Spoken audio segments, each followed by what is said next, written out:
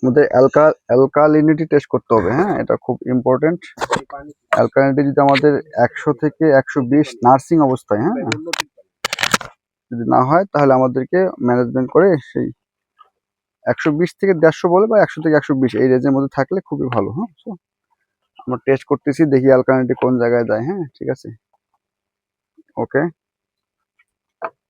আমাদের এখন প্রত্যেকটা কালচার টেস্ট নির্ভর হতে হবে। টেস্ট না করলে আমরা একুরেট কোনো পাবো না। প্রাকৃতিকভাবে পরিবেশ অনেক এদিক সেদিক হয়ে গেছে।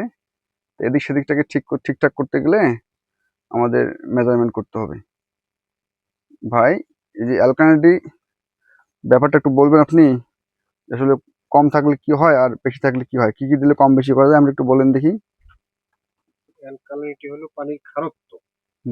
এটা পানির বাফারিং পিএইচ কে নিয়ন্ত্রণ করে, বাফার হিসেবে কাজ করে। আচ্ছা আচ্ছা।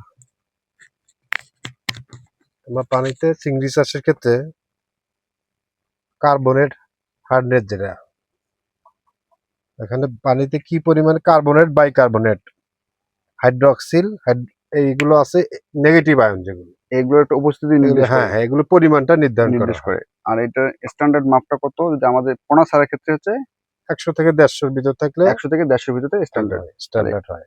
মাপ। অ্যালকালিনিটি যদি অনেক কম হয় হ্যাঁ, তাহলে সার্ভাইভাল অনেক কম হয়, বেশি হলেও সার্ভাইভাবিলিটি কম হয়।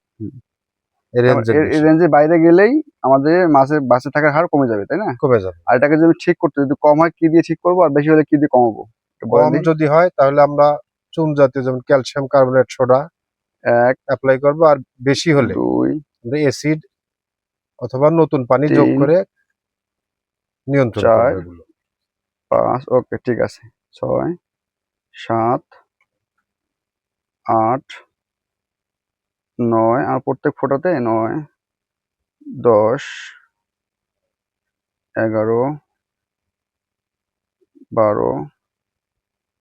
আপনি একটু বলেন দেখি তাহলে আমাদের 12 ফোঁটা না, 13 14। আমাদের 14 ফোঁটা দেওয়াতে কোনো কালার পরিবর্তন হয়নি, এখনো কালারে আছে। 15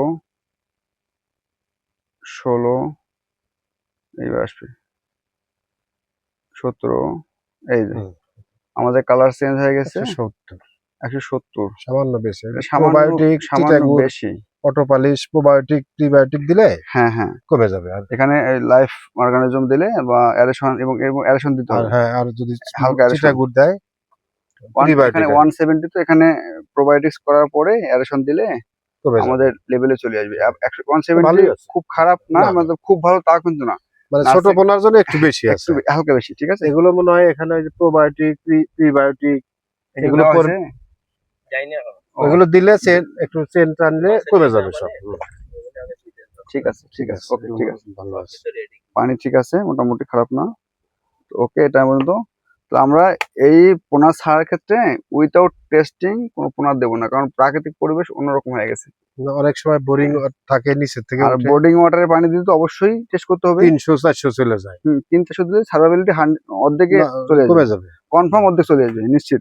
এজন্য বোর্ডিং ওয়াটার দিতে গেলে অবশ্যই আপনাকে ভালো কোনো বিশেষজ্ঞের সঙ্গে পরামর্শ করে টেস্ট করে তারপরে মাছ দিতে হবে, স্টকিং করা হবে, তাছাড়া মাছ হবে না। ঠিক আছে, ওকে। তাহলে আমরা ওদিকে যাই দেখি তারপরে কি হয়। ঠিক আছে, থ্যাংক ইউ।